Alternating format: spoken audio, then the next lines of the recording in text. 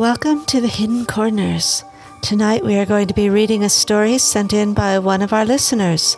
I want to give a big thank you to those of you that have sent us stories. And if you'd like us to read your story, you can email it to thehiddencorners.story@gmail.com. The short story tonight is called The Promise by Rick Shaw. Rick is an author working with House of Honor Books. His book, New Perspectives, is available on Amazon and through House of Honor's website. His next book, Can't Go Home, is soon to be released.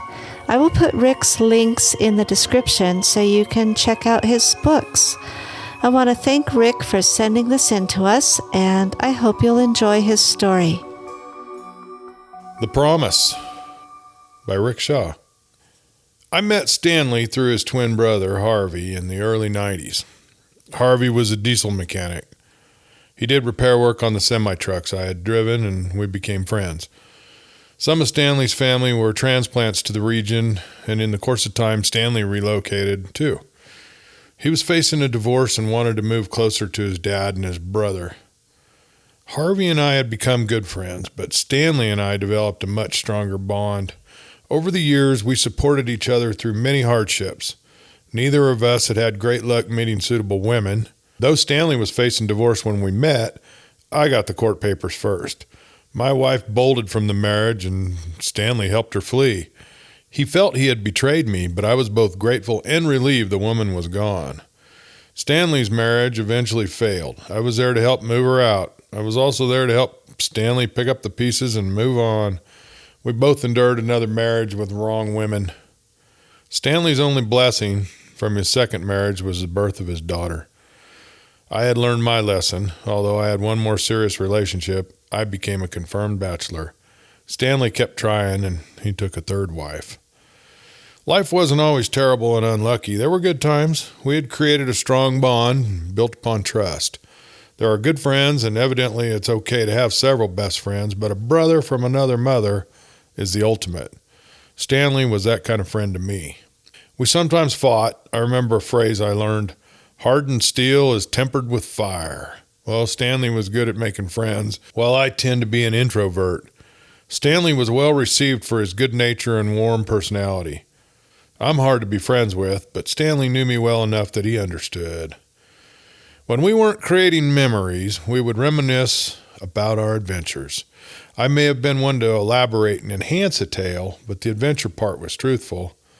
I'm a published author now, so I must admit I can weave a story with more creativity. Stanley had a reputation of honesty. Our history wasn't fiction, it was fact. So ghost stories weren't readily shared. We tended to be careful of the audience. Ridicule didn't concern us. We concluded our adventures would only be shared with worthy listeners. Our circle was small. Harvey was in the circle, he believed. During a time when we were regaling one another, Stanley and I made a pact.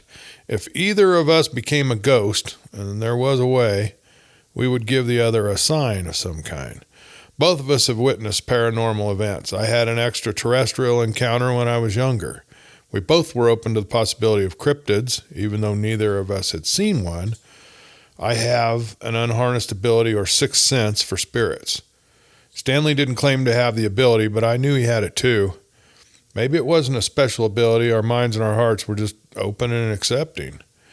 At one point, Stanley lived in a haunted house. Most people didn't believe it, but I had a first-hand experience. Stanley and I were touring around the house, and a spirit must have sensed I was aware of its presence. The ghost made their anger very apparent, rattling doorknobs and tapping on the walls. I closed and held a door. Stanley warned me that was a mistake. The door was flung violently open again, pushing me away. Harvey also lived in a haunted house, but didn't bother to elaborate on the fact. The spirit was a woman that didn't particularly care for men. Harvey and his small family were moving out. I was working to dismantle the waterbed when I had an uncomfortable encounter. I couldn't overcome the feeling of being watched. At one point, I looked into the dresser mirror and saw a woman. In Victorian clothing, she was glaring at me. I turned to face her and was met with nothing. I began to work faster. It was eerie, sensing another presence while knowing I was the only one in the house. Harvey later admitted he knew of the ghost. He was uncomfortable while he had lived there. Well, the roller coaster of life continued its trek of highs and lows, financial difficulties, broken bones, and other life experiences become learning memories. Stanley and I weathered them. My life hit a low point in 2014. Both parents passed on during that year, and my creative financing finally caught up with me, leading to a bankruptcy. I almost deleted myself. That was a turning point. A spirit intervened, but that's another story on its own. My life took a positive turn, and I had opportunities to better myself and become happy.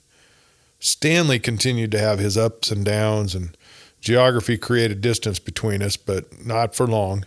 The friendship endured a rift. Stanley was in the process of moving to another state. He needed a temporary place to live during his transition. By this time, I lived alone. I relished my privacy, but my friendship with Stanley was stronger. We discovered sharing a domicile wasn't in our best interest. After a lengthier stay than Stanley originally intended, I attempted to influence Stanley to move on and be happy. Stanley misunderstood, and after heated words, we didn't speak at all for quite some time. However, we were meant to be close friends. We eventually started talking again. All was forgiven. Stanley still struggled through life. He faced the hardship of the third marriage dissolving. This time, it took him to financial ruin.